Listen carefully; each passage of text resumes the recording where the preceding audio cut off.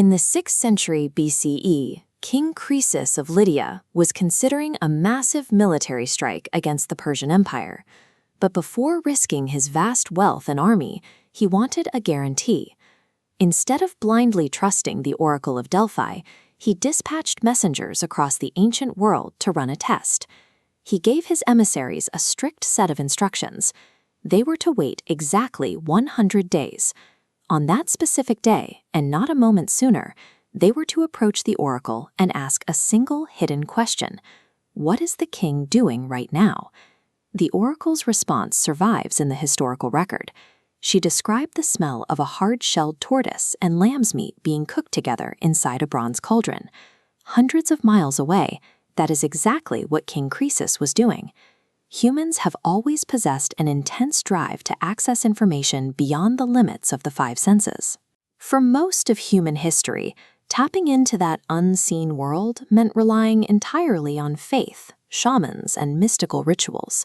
Today, researchers group these concepts under the Greek letter psi. As this diagram shows, the modern scientific pursuit of psi is divided into three main targets: extrasensory perception, mind-matter interaction, and the survival of bodily death. The last 150 years of parapsychology is the deeply controversial story of researchers trying to rip those three concepts out of the hands of stage mystics and force them under the rigorous microscope of the scientific method. In the 1800s, public fascination with the supernatural reached a fever pitch.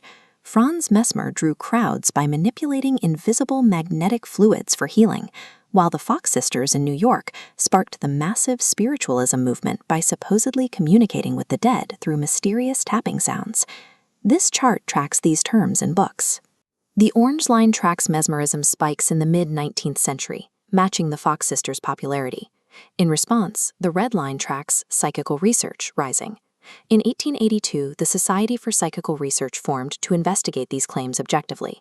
They were walking into a chaotic environment. The Victorian era was entirely unregulated, flooded with elaborate parlor tricks, stage magicians posing as genuine mediums, and widespread financial fraud. The formation of the society was a crucial turning point.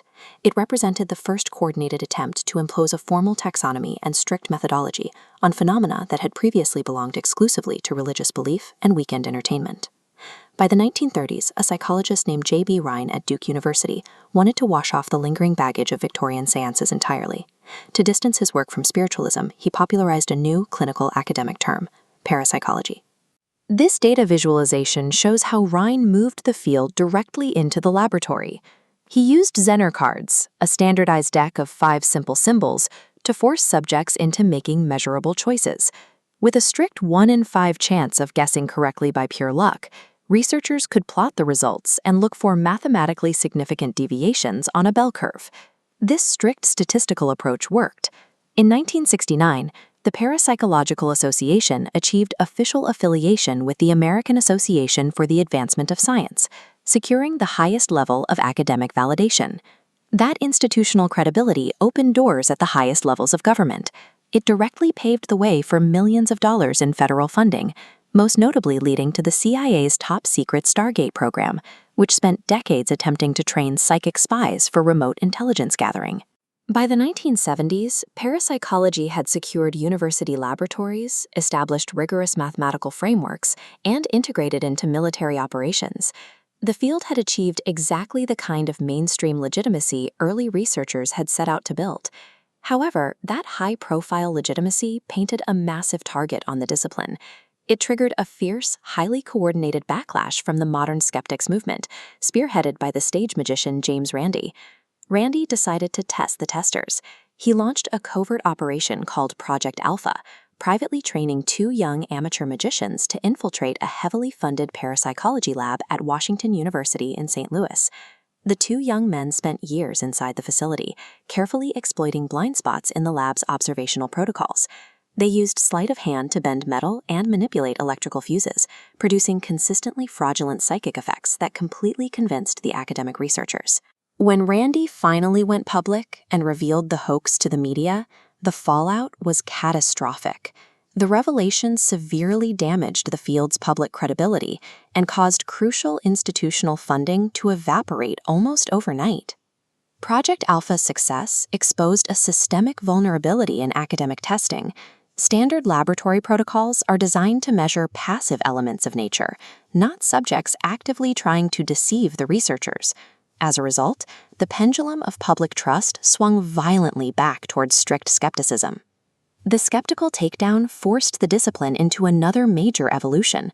Researchers realized that human observation was the weakest link in their methodology, so they began removing human researchers from the testing mechanisms entirely. This simulation demonstrates the modern approach. At Princeton University's PEAR lab, scientists use random event generators to constantly output an automated 50-50 stream of ones and zeros. They look for subtle shifts from that baseline when a subject focuses their intention on the machine.